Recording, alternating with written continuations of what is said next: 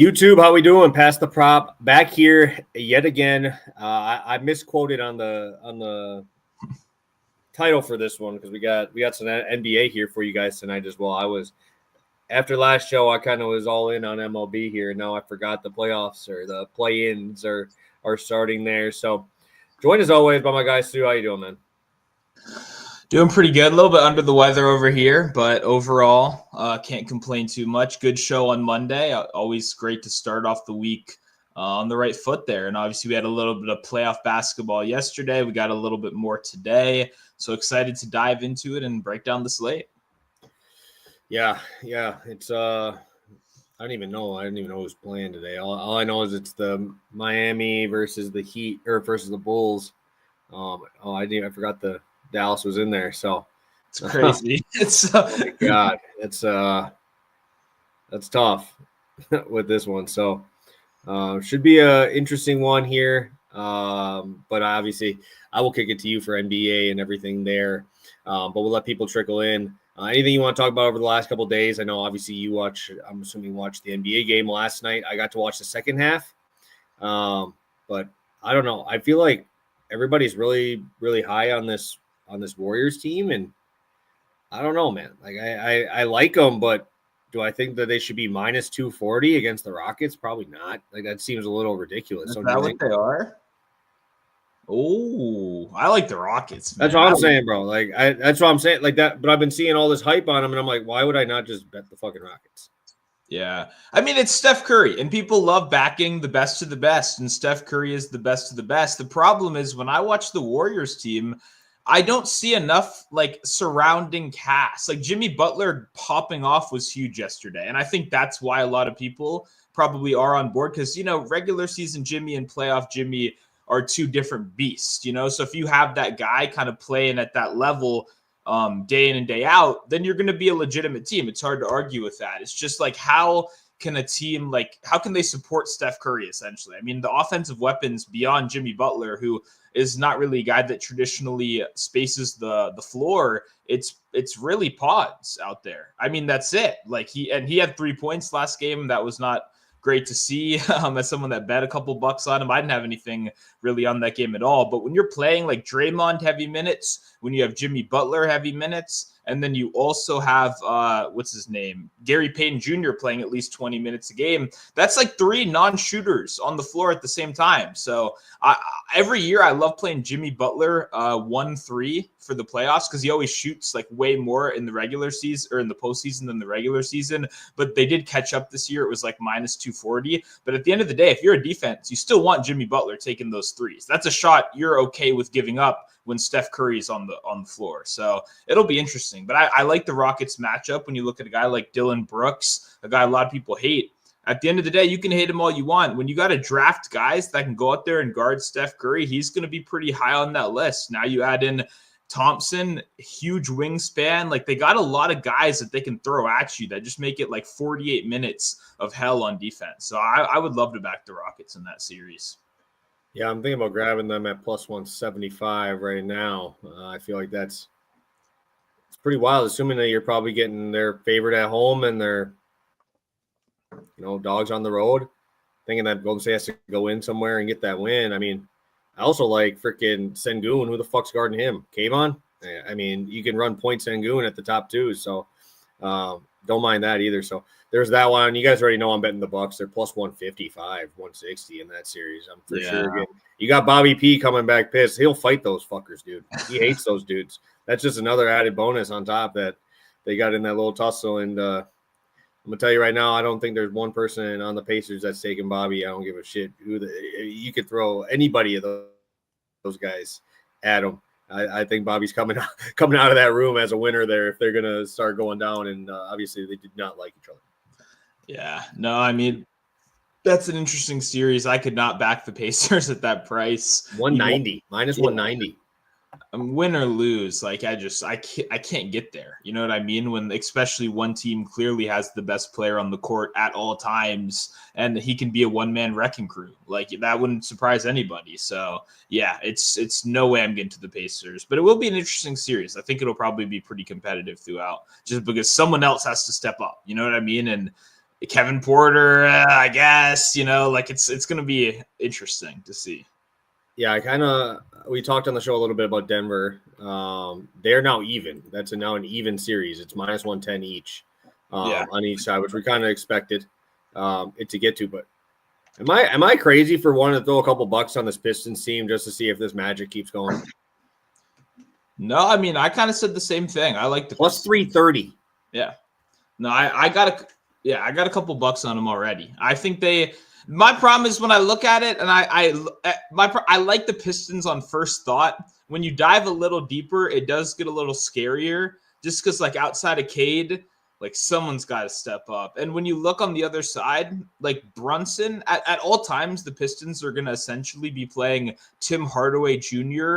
or Malik Beasley at all times, which means Jalen Brunson is going to have a mismatch at all times, which scares the fuck out of me. Even if you have a Thompson twin out there, like switch, screen, you can get to those good matchups. So I'm a little concerned about that. But I mean, just at the price, it's hard not to, because like you said, they've got some magic going this year. They're a good young team. And this is kind of where like stars are made. If Cade, he's on his way there. If he really wants to step up, this team will go as far as he can take him. Yeah, no, I definitely agree, and I think this is going to be a fun one here. So let's I'll kick it over to you. Actually, no shit, I forgot to recap. Damn, we started talking right away. NBA, I didn't even recap. So I'll kick it over to you to start off our recap with your winner there. Yep, just like we said, Bobby Witt hit a homer, scored himself. I think that might have been the only run in that game, if I remember correctly. But hey, I mean, everything on paper looked great for Witt to hit a homer. Had a couple bucks on that as well, so it felt great. Shout out Bobby Witt. I love betting on the guy. It feels like a cheat code, betting on the best guys in the world. You know what I mean? I'd much rather do that than like my Nationals. So shout out Bobby Witt. Yeah, dude, it's when you can just put yourself in there. I'm pretty sure Carrasco gave up 2 hits. It was pretty impressive. I'll give him his flowers. 2 hits, bro. Like that was tip your cap to the 40-year-old man. It was pretty wild. So shout out there. But yeah, I know I had a lot of bets last show. But luckily for us, we got all of them. So Schoolball under 1.5 earned with no win Sensatella. I don't even think he went 4 innings. I don't even know if he finished the 4th. But he was out of there. They were down like 5-0. So that one felt pretty easy. And Schoolball, yeah, he did what I expected him to. And what I did mention, too, a little bit there was don't be surprised if the Brewers swing early in counts early in that game. Schoolball had 2 strikeouts through like 3 innings because they just kept swinging first pitch. The dude had 36 pitches through 3 innings. And then, when he had to buckle down, he started bringing it up to 100. So he ended up doubling up for me. Shout out Schoolball, plus 130 on 8 strikeouts. Ended up getting 9. After I just mentioned he did not do anything the first 3 innings in terms of strikeouts. So shout out Schoolball showing he's one of the best in there. Yeah, no, that was awesome. I tailed both of them, obviously. Had Sensatella in a bunch of parlays as well. I told you on the show, like, he's one of those guys that used to just not list in these situations. So I was glad we got any number for him. It's just like a nice, like, juice reducer right there. And yeah, Schoolball went out there and did his job. I think, he had 4, and then he had a 3K inning, I believe, where he struck out the side. So that was pretty awesome. He was, doing exactly what you said he did. So shout out to you. Great calls right there. Yeah, and knock on wood, I had to do it in the show. 3 straight. I played 3 long shots in MLB so far. We fit all 3, dude. And I was getting nervous because I went to bed in like the 6th inning because that shit got late, man. That shit got late. And I was getting pissed because PCA gets on, swipes, but he gets picked off. So he tried to steal, but he got picked off. So that was the first one I got pissed at. Second, he gets on first base, and Miguel Amaya swings at, I think, the second pitch of the at bat. They picked him off the first one, went back. Second pitch at bat, I'm like, okay, he's going, bro. Like, he's going. He got the glove on and everything. He hits it over the first baseman's head. PCA shows it off and gets to third, and I'm like, all right. It's plus 400. They had to come to a halt. And then I wake up and with like 6 notifications like PCA. And then obviously on my fantasy team, I saw that I had one. I'm like, damn, he really did that. He went up against a bullpen guy and still did it. It wasn't even off cease either. So that was felt good about that because I was not expecting it when I went to bed. Yeah, no, that's the best. Waking up to a little bit of money you didn't expect to see in your account right there, like you said. I was up, and a bunch of people in my Discord were tagging me that watched the show as well. So that was awesome to catch that. I responded to you there. It was a lot of fun. It's good to get these stolen bases. I've had bad luck this year. I've only bet a couple, but I bet this Veen guy for the Rockies the other day at 850 gets thrown out. I bet Trey Turner yesterday gets thrown out. Like, I feel like I'm having way more guys get thrown out than ever before. So shout out to PCA for breaking the bad luck right there and cashing a nice plus 400 ticket. Yeah.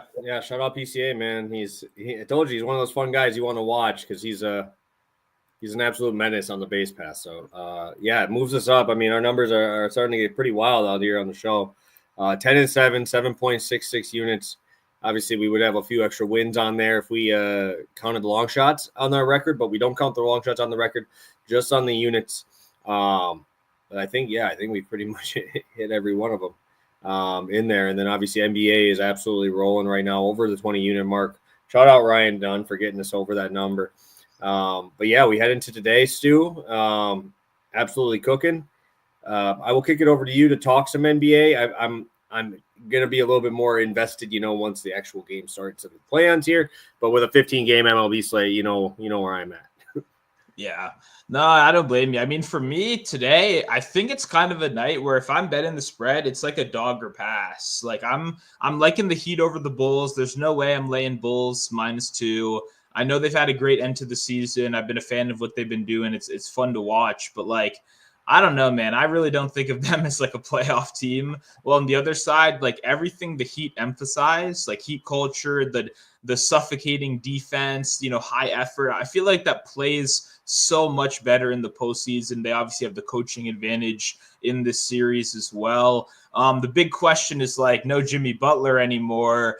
Like, who gets you all those points? Tyler Hero's probably good for about 25, but after that, I mean, Andrew Wiggins has had some awesome postseasons and then one notably bad postseason in the middle. So you don't really know what version of Wiggins you're going to get. I'm kind of hopeful that he, looks really good here because I think that would be fun. And he's, for the most part, been very good in the playoffs. But like, Bam Adebayo obviously is going to be huge. You love him on defense. How much do you trust him on offense consistently? Well, against Vucevic, I trust him a lot more than against, a Giannis or something like that, where you have to score in the paint. Okay, it's going to be a little bit tougher. So I do think the Heat can win this game.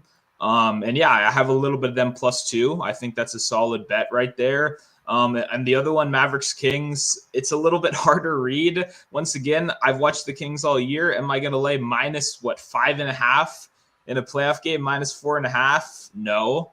Like, no. You know what I mean? Even if no Kyrie, I get all that stuff. Anthony Davis back, could be rusty. Dallas is running like freaking 3 center lineups with Spencer Dinwiddie. I just don't care. I still think they have the best player on the floor, obviously Anthony Davis.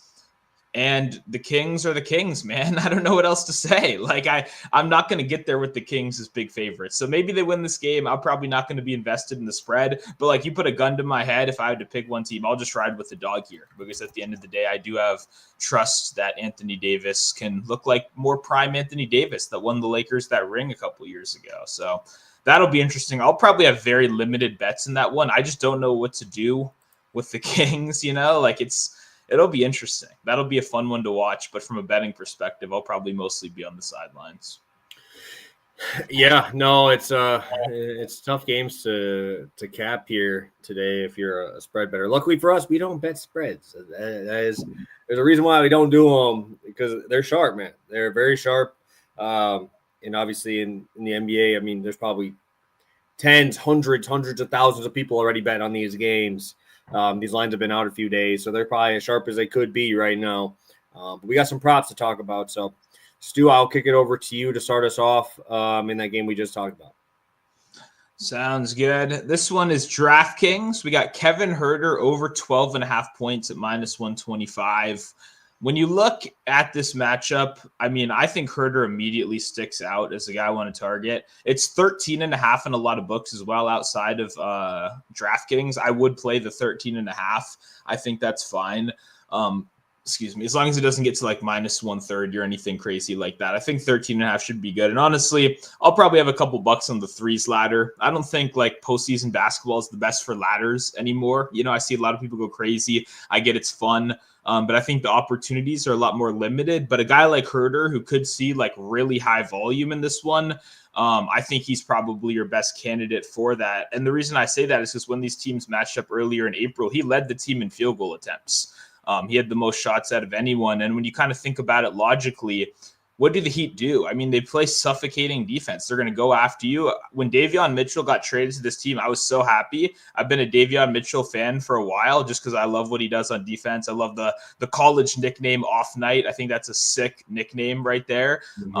Like, I don't know. I'm just a big fan of how he plays basketball, and I think it's perfect for the Heat. And I think when you look at it, he's going to be out there probably 35, 38 minutes like he was in their last matchup, because at all times he's going to have to be on Kobe White or Giddey or one of these guards out there. And I think that's going to open up opportunity, because when you look at who guarded Kevin Herter, it was Tyler Hero, because Tyler Hero has to be out there to score. But Tyler Hero on the other side can't really guard Giddey. He can't really guard Kobe White. That's going to be a recipe for disaster. Luckily, ever since Herter's here, they're essentially running a 3-guard lineup. So you can stick Tyler Hero on Kevin Herter. That's exactly what they did last time. And that's what led to him leading the team in field goal attempts. So I don't see why they would go away from that, mostly because they can't. Like, you can't really have Tyler Hero guarding Kobe White. He's going to drop 40 points on you and end this game as quick as possible. But the Heat do a very good job of forcing the ball out of primary ball handlers. They have Highsmith off the bench, another fantastic defender, a guy that's likely going to play 25 minutes in this game. If I trusted him more on offense, I'd probably play some of his props because I think they're underestimating his minutes. I'd probably go to Stocks instead, similar to a guy like Jonathan Isaacs, who comes off the bench and just plays fantastic defense, but you don't know how much you can trust him scoring. So when you look at Bam, when you look at Highsmith, when you look at all the pressure they can put on opposing ball handlers, there's a reason they allow the third highest spot up frequency in the NBA. It's because you force those guys to kick out, and the shooters need to make shots. And if you want to beat the Heat, the shooters have to make the shots. So, I mean, Kevin Herter is going to be a part of the game plan today. I think the shot volume is going to be very good. I think he benefits from a good matchup. I don't see any reason why he wouldn't continue to be highly involved. The real question is, are those shots going to go in or not? You know, it's a little, he can be a little hit or miss. You know, that's what happens when you bet on like a sharpshooter, but I'm willing to take the risk today. I think the volume's going to be there, and I think the matchup is definitely good for Herter because it's rough for pretty much everyone else out there on the court. Yeah. Did you think about taking just the 3-point line, or is it just feel like we have the opportunity to drive the ball too, or what's I know that's going to be a question popping up just because obviously we're expecting Herter to be getting a lot of 3-point chances. No, yeah, I like the 3-point line. It's plus money for 3 threes as well. I think that's good value right there. My thing is just he has been driving a little bit more, and they do the dribble handoffs a decent amount where they have, if they run Khalil Ware and Bam, which they do a decent amount, they'll always be in some deep drop, which is going to open up some like Vucevic dribble handoffs, some like very easy mid-range opportunities as well. So I do like the threes. They're very correlated. If he hits his threes, he's going to go over this number. And that's why I said I'd probably do like a threes ladder in addition to the points rather than like a points ladder. Because if he's scoring 25 points, it's very likely it's because he goes crazy from 3 more than anything else. So I like the points as the base, but I agree that threes are the way he's going to do a lot of his business today. And I think that's a good chance to get like 5+ threes for a nice long shot. Okay. So that's a long shot look there as well. I'm just, I don't know if I'm lagging on my end. That's probably on my end here, but just making sure that we're all good there. All right, Stu, let's, you good taking a while to talk here? Because we're just going to stay in the NBA. You good with that? And then we just swap over to baseball? Sounds good to me. Let's do it. All right. We got a little bit of an SGP as well. Don't really run that many of these anymore, but I saw a lot of good value. This one's over on FanDuel. We got Davion Mitchell, 1 steal, paired with Vucevic, 3 assists. I just kind of touched on it a minute ago with the Vucevic dribble handoffs, with those kind of easy dime opportunities. You got Adebayo in the paint and you got Ware in the paint. That's not great. So I think Vucevic is going to see some outside shooting. Like, I think the threes could be like solid as well. Because like I said, if you want to beat Miami, you're going to have to make some outside shots. That's just point blank. And I think Vucevic being a stretch big, that's kind of what he brings to the table a little bit right there. When we just saw the matchup, 8 assists in his last game in that one I was just talking about. If you go back and rewatch that game, which I did, he had so much opportunity. Like they're swarming the ball handlers. They're swarming Giddey and White. They're forcing it out of their hands. And so Vucevic gets it like at the top of the key or near the top of the key or near the free throw line with the ball in his hands, and essentially nobody else between him and the paint. And these paint defenders are good. So he has the option, if he wants to take a mid-range or if he wants to drive, have the defense collapse on him and easy kick-out opportunities. And it's directly correlated with Herter, obviously. It's correlated with Kobe White. He's going to get a lot of his opportunities, I think, off of the defense kind of crashing on Vucevic and Kobe White getting the kick out again. Especially if Davion Mitchell is on him a decent amount. I think it creates more opportunity. And I just think Vucevic is going to have the ball in his hands a decent amount. Like he should have plenty of dime opportunities with the way they're playing defense, with the way they're hounding opposing ball handlers. He's going to benefit and get a ton of those like paint touches, which can lead to buckets. But once again, when you got Bam Adebayo, when you got Hayward Highsmith, Khalil Ware, it's not easy for a big man to score down there. And I think that's why we saw that huge 8-assist game in their matchup just a week or so ago, and why I would expect something pretty similar again today as well. Vucevic is like back to his full workload. He had a while where he was kind of playing, limited minutes. It brought the stats down a little bit. But I think that opens up a little value. So like that. And then Davion Mitchell, 1+ steal. I mean, there's not much to say here. I love betting this when I get an opportunity to. Davion Mitchell, when you look at the bench of the Heat, it's really bad. How much do you want Alex Burks playing in this game, And then they got that Pele Larson guy who's questionable. He might not even play. Their injury report could make this even better. But, I mean, he played 36 minutes in their last matchup right there. He had 4 steals. He ended the season with a steal in every single game. The guy's averaging over a steal per game. Like, Mitchell's just a beast. He's a great on-ball defender. And this team, when you look at Giddey, he passes a lot, right? He's one of the highest net passing guys in the league.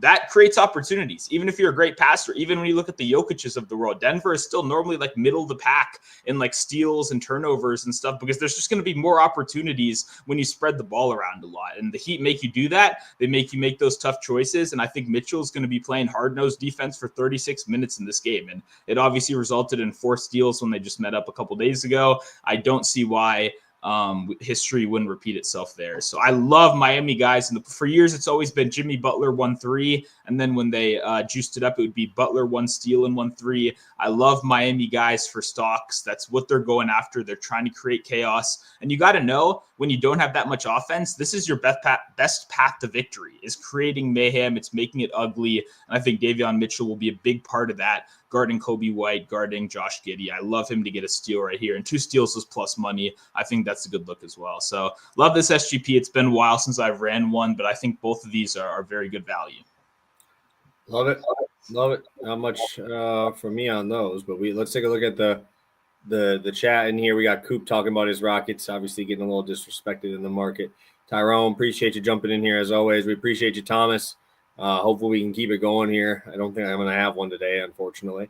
But we will have 2 more MLB plays yet to go. Christian just popping in here as well. Stu, I'll kick this over to you. Any thoughts here before we get to MLB? Yeah. I mean, I thought about it. I don't know. I like Kawhi a lot, obviously, so that kind of impacts it. But the thing you got going is obviously Kawhi, Powell, and Harden will all steal from each other, while Jokic has a little bit less competition, I would say, in terms of high-level scoring. But I'm probably not going to play it. I mean, I saw it at -110, so people have been juicing it up a little bit here. But worse than -110, I'm not super interested, just because I love backing Kawhi this time of year. I think he's going to have a 28 per game, a 28 point per game, series at minimum here. So it makes it hard to lay -140 when I have a strong opinion on someone on the other side. But I love Jokic. It's hard to argue with, but just not something I'm super into.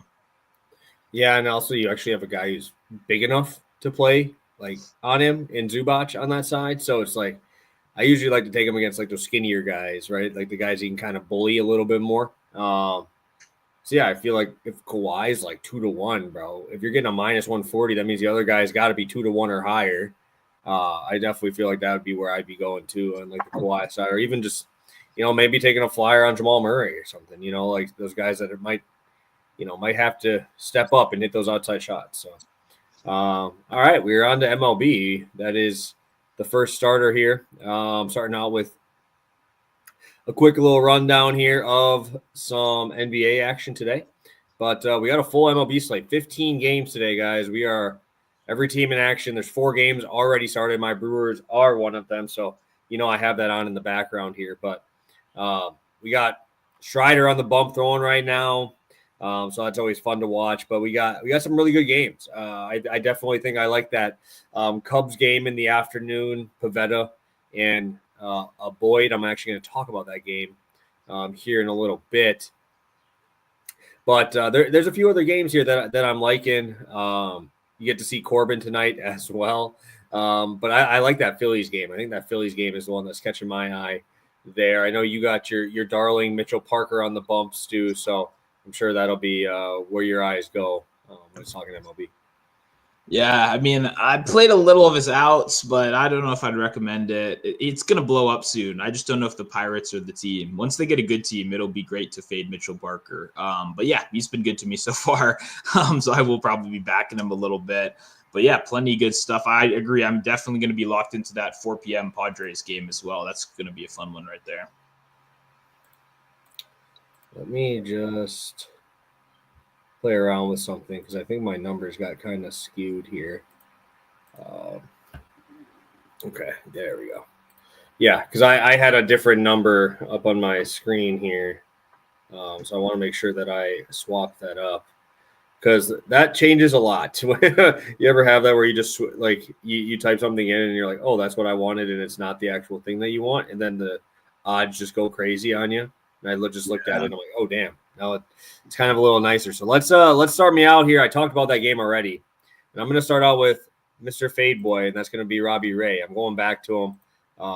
I talked about him on the show as a possible long shot at 4 walks, and the fucker did it.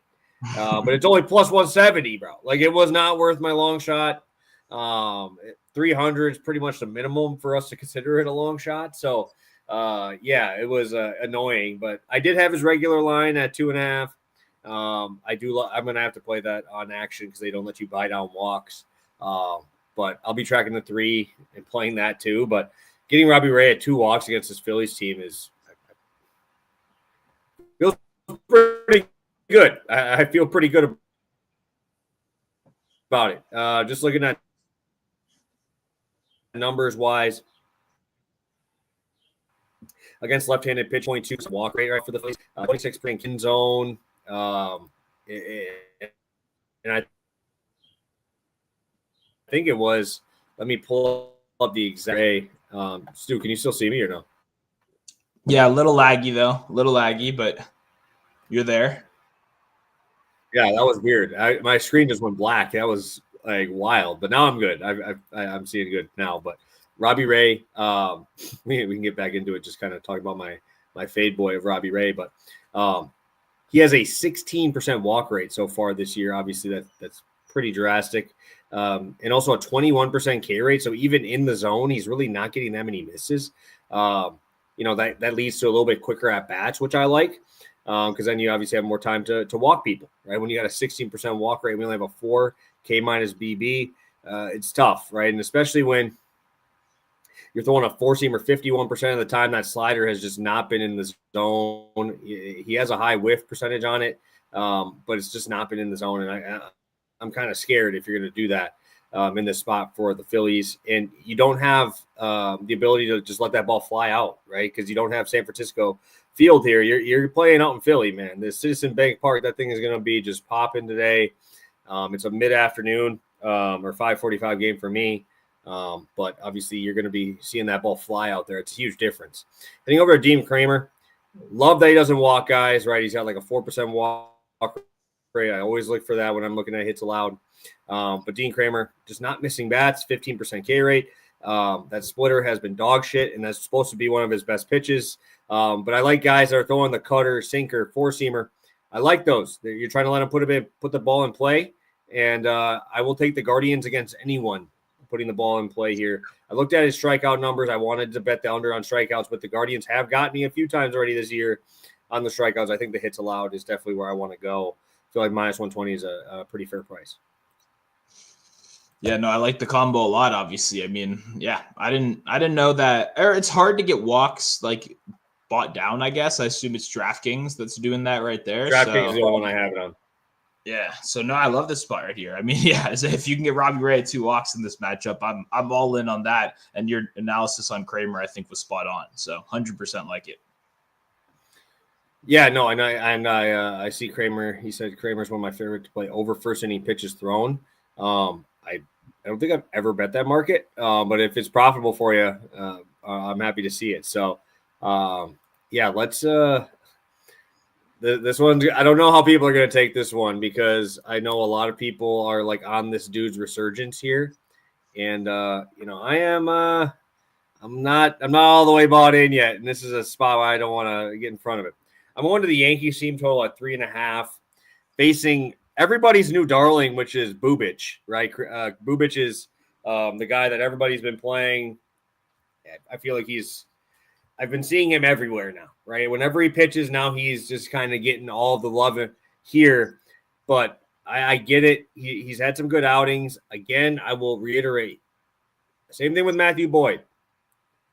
The expected numbers, there is a reckoning coming here. Because I'm looking at these numbers, dude. He has a 0.96 ERA with over a 3 expected. That's huge. That's a big difference, guys. Like, that is not what I want to see, right? He's got a 27% K rate, which is, very good. I don't expect his four-seamer to maintain the 33% whiff rate.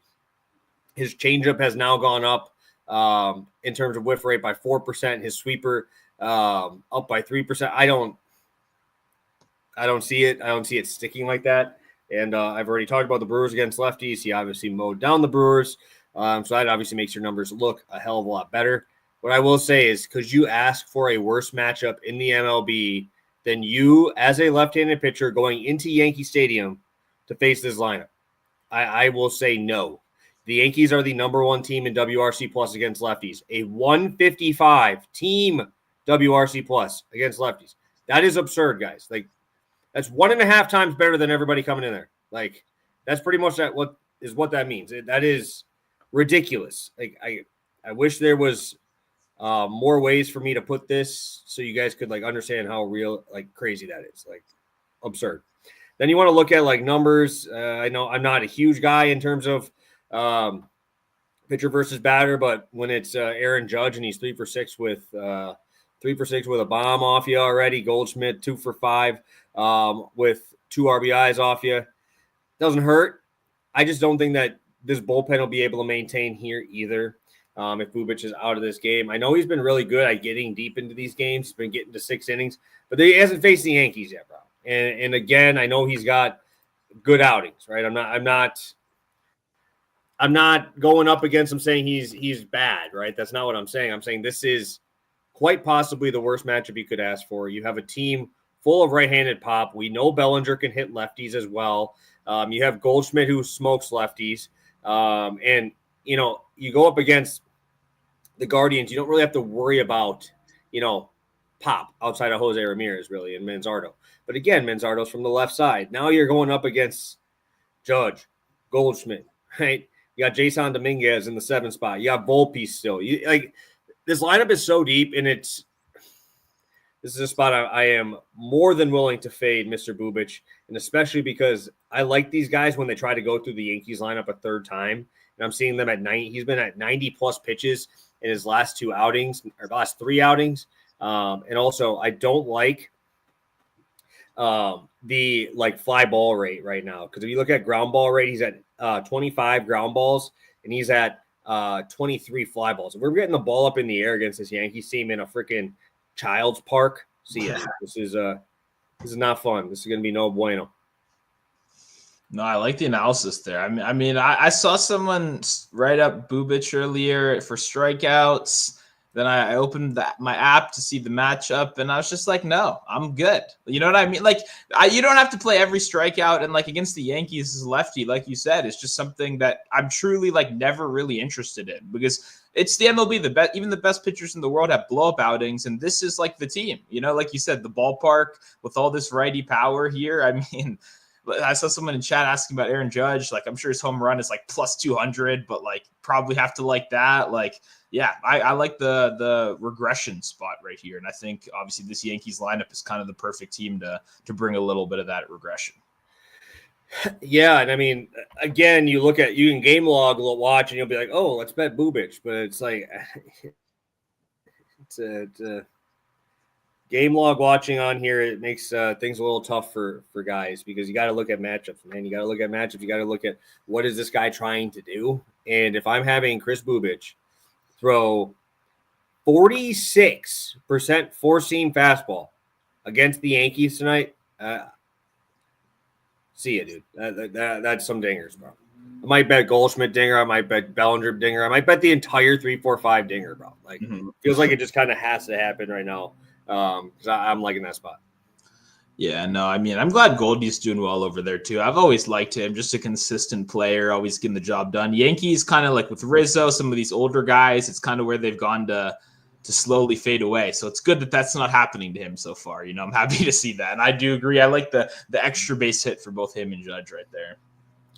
Yeah, and also before I get to a recap here, I also kind of like that Padres Cubs over. It's at 7.5. I know it's Pivetta and Matthew Boyd. Both of them have good numbers.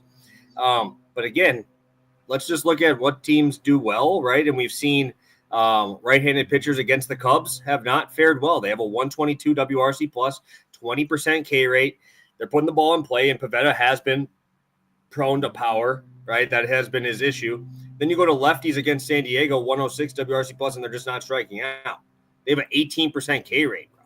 Like, whether that means I'm betting Boyd under strikeouts, whether that means I'm betting like the first 5, maybe over like 3.5 at minus 150, something like that. But that game sticks out to me. Like that number is low because there's a lot of the name value on that shit, bro. So that game is probably getting some money for me. I didn't know how I was going to bet it here yet, but just a quick heads up that will be some way on my card today. Just got to figure out how. Yeah, I'm going to do my MLB stuff right after here. And I was thinking Boyd under strikeouts could probably be one of the things I was going to play. So definitely like that. I probably might toss a couple bucks on the Padres money line as well, just because, I don't know. I kind of like them in the spot. Yeah, I mean, you're still getting plus money too. Exactly. That was kind of what it is, you know. Maybe not at minus 130, but at plus one. I will play that. I will play that as well. I just don't know if I want to make it as a long shot here. But let's do a quick recap, and I'll see if you have any long shots. Sounds good. Yeah, we got Kevin Herter over 12.5 points in the NBA tonight, minus 125 on DraftKings, and I would play it to 13.5. Then we got a FanDuel same game parlay. We got Davion Mitchell 1 steal, Vucevic 3 assists, minus 125. Absolutely love the spot. Beautiful. And I'll be on Robbie Ray, the walk king, baby. We love him. I'll be on him 2 walks with Kramer, 4 hits allowed. That's on DraftKings there. And I'm going to go to Marquez, no win, which I really didn't even talk about, but he's playing the Dodgers in LA. So that's all I need. Done. The Yankees team total over 3.5 at minus 120, fading everybody's favorite new pitcher here in Chris Bubic. So, Stu, anything else for the people here? You got a long shot? Or are you good for tonight? Yeah, I mean, someone asked in the chat about Bailey Falter under 15.5 pitching outs. I just figured we'd get to that. The Washington lineup, man, they just called up Trey Lincecum and Nasim Nunez. It's a real bad lineup, so I don't really want to mess with that. I know Falter hasn't been great, but if James Wood hits you like a solo homer, okay, we'll keep it moving. You know, like I don't know, it's just a little scary to me, so I'm staying off that. I'm curious if you have a take on that one. The Nationals are not a team I'll take under outs with, ever. Agreed. They swing early. They're swinging early, so you can't K them. Right? There's so many better ways. I take like under earned runs on the Nationals because I think they suck, but they do put the ball in play like that. They do it well. and they don't allow themselves to get deep into counts very often. So these dudes do get deep there. It's just, do you think the Pirates trust Falter to kind of get through a third time through the order? Which a lot of these guys that are kind of third to fifth in these rotations, a lot of times they don't get third time through the order option. So I feel like there's a lot better ways of betting Falter today, whether it be under strikeouts. I would almost lean over outs just because I have done that in the past against this Nationals team. I would just have to look at pitch count and stuff like that. But that game was a complete cross-off for me. I did not want to bet that game at all. I do not like betting Pirates. That's just not something on my normal daily basis that I like to do. So Professor T, our guy Thomas in here, Randy Vasquez. I love the dude for walks, bro. The dude's a walk machine. We love that. We love him giving up barrels too. So yeah, I'm definitely there. It's just he finds his way. Yeah, I will say he finds his way to get out of it. But like under outs and walks are usually the way I do it because a lot of the issues is self-inflicted there for sure. Sounds good. All right, Stu. Anything else for the people before we get out of here today? No, not really. I think this is a good show, honestly. Make sure you leave a like if you haven't already. Drop a question if you still have them below in the comments. And yeah, I'm fired up. Let's keep this momentum going. It's been a good little run. I love to see all the questions in the chat from you guys. The only one, I guess, Paul asked about Judge. We both like Judge. I don't know shit about fucking Justin Wilson, so I can't really answer that. He's been fucking I will say, boy's on a heater. Whatever you want to say, the boy is on an absolute heater. He's kind of going under the radar just because everybody's talking about Soderstrom and how good he's been, which you should. I mean, you should get that. But like Justin Wilson's been kind of nice, dude. He's been kind of nice. Just got to kind of, figure out what he's good at, like what he hits well in that. We just don't have enough data. Again, guys, let's make a peek up here. Cannon. Oh, that one's right here. Crushes lefties. How did it get? I don't like betting hits, bro. I don't like doing just I like doing hit runs RBIs. I like doing runs RBIs. I think runs RBIs is a very underrated one if you can get both. Like I bet Rooker last night like minus 140 for a run RBI. Dude fucking had like 3 runs. But again, he's very good at driving guys in. So like I think I just don't, especially with Judge, because that dude walks so much. I hate it. I will never bet a hit with Judge. It just does not. I'd rather bet a walk with Judge. It's probably fucking probably like minus 110. Like or runs scored even, or like you said, hits, runs, RBI. My thing is just Judge. Yeah, it's when you look at the percent of Judge's hits that are like total bases, you'll just want to go to the total bases, even if it's a little juiced. There's only rare occasions I'd play a hit for Judge because, like you said, it's either going to be a walk or if he hits it, he's hitting it very fucking far. So I'd rather the total bases at that point than just the hit if he's hitting it 400 feet or off the wall double. So yeah. Definitely, but I don't hate it at plus money for a combo like that. I'm not gonna be mad at that. But yeah, appreciate all the questions today. You guys rocked in the chat. I think we got some good picks out here. I'm excited. Yes. We have Brewers taking the lead already. We'd like to see that. Hey, shout out Jose Quintana for fucking doing his thing so far, man. That dude, I don't know how he gets guys out, but crafty 3 walks. Hey, Quinn Priester fucking no through 5 innings last night, and he still hit my under strikeouts. Nice. How impressive is that? I like that a lot, dude. I love that. He goes freaking 5 innings, no hits, 4 Ks. Doesn't get that 5th K, bro. Gives up the double. The Glaver comes out. I'm like, you did everything I could have asked you to, bro. You get the Brewers a win.